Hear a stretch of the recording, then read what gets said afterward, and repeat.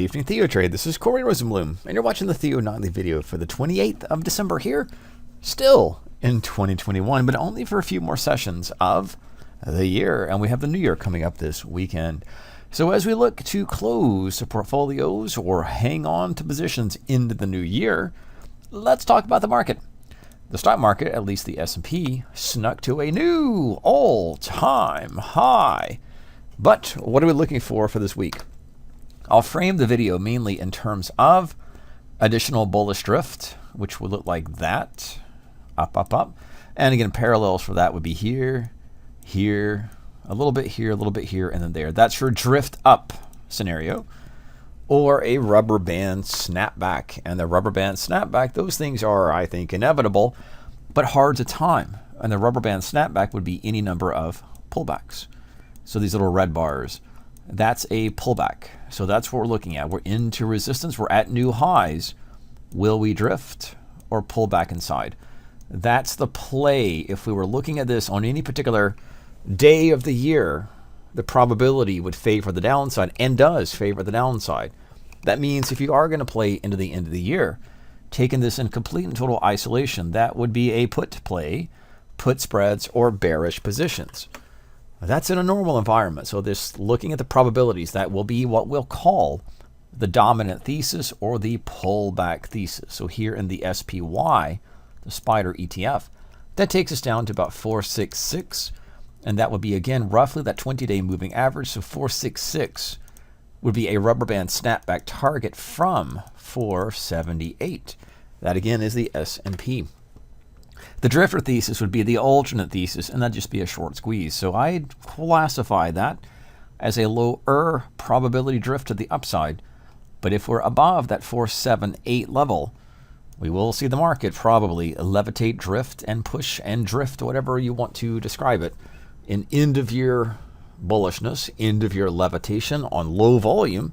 We really do have low volume.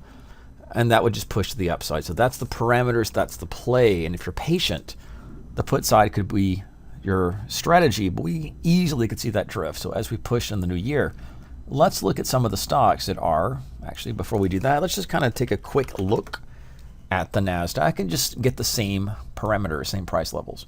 For the Nasdaq, that is up against the 16,600. So roughly speaking, that's roughly speaking into that level. Not quite an all-time high, but again, splitting hairs into the chart. Above the profile, above these resistance levels, does suggest the pullback is more likely. In the Dow mini futures, we have a similar situation to the Nasdaq, where we have upper resistance and just laying out these levels, 36400 in the Dow mini futures. And that plays us back inside. That could target as low as, or at least a pullback, to 35600. Finally, in the Russell mini futures, or the Russell, there we go. That's the only market that really isn't trending. It is not trending to the upside. It is going sideways. So we don't have that same type of higher highs and higher lows as we do in the other indices. We actually have this continued sideways trading range. And in that parameter, the shorts or the puts or the bear positions are favored into and above this 2300 level, maybe even closer to 2325. And that targets the midpoint. And the buys, the longs, call different positions, are favored off of about 21 and 25. Now we can look at individual stocks joining into the list. So as usual in the evening video, I like to show stocks that are outperforming the market, or in this case performing with the market, and that they made new 52-week highs today. And in some cases, they made all-time highs. Mainly we're looking at strength begat strength, or strength continue to the upside, and I like to sort this list, which is just a stocks making new yearly highs in the S&P 500. In those stocks, 78 of them did make new highs, 52-week highs, and I like to sort by market cap. So the number one stock is UNH, followed by Procter & Gamble. There's Broadcom, Cisco, Accenture has been on the buy list for a while. TMO, there's Coca-Cola, Costco, and down McDonald's, CVS, so on and so forth. So I'll scroll this list. That way in the video you can pause and make any notes that you would like, or see any candidates that you might want to trade or scan a little bit more information for your positions. So going into here, we're just going to look at the top few, and that includes UNH. So United Healthcare is a strong stock getting stronger. There's no shorts, there's no puts, there's no bearish plays, and a candidate stock that is pushing new highs. But you don't want to get long new highs either. You want to let these stocks be candidates to play pullbacks, and I mean go long on these pullbacks or retracements.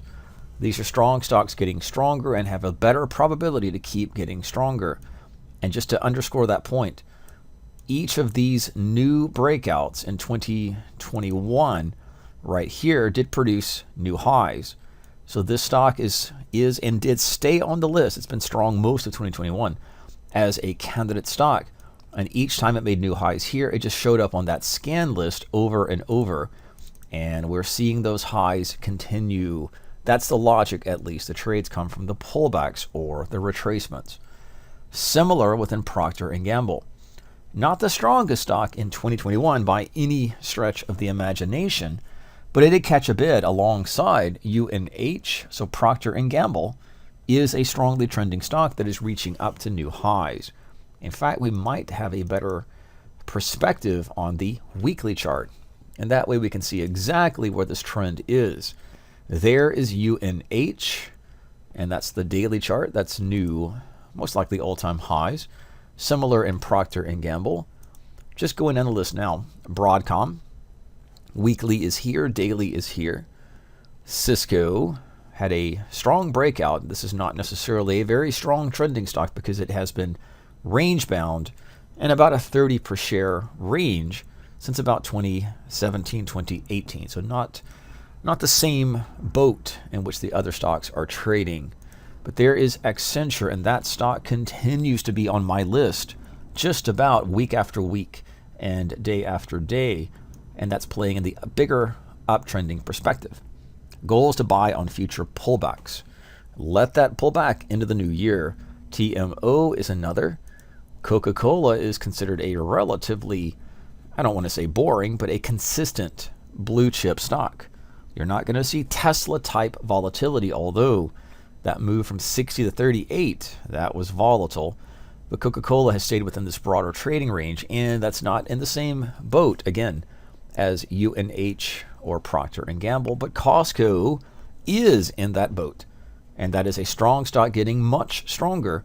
And the trades we see are pullbacks, bull flags, or buying into little support levels.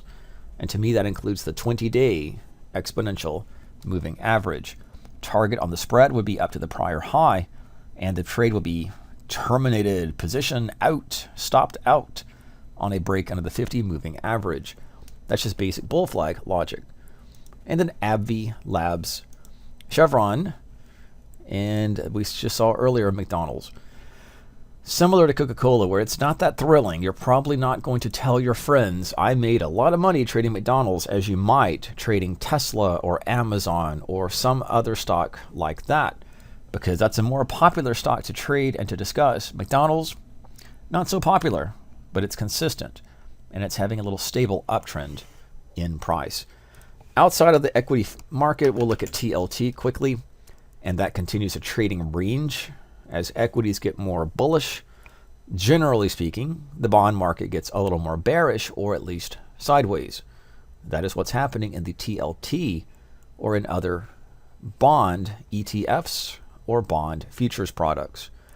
And another, speaking of sideways markets, gold on the daily chart, really throughout 2021, has been as range bound as it can be. And on the bigger picture, it's just pulling down or retracing. Again, think about that little rubber band snapback. That was a deep snapback into this 2021 era. And we'll finish with crude oil, which tends to track similarly to the equity market.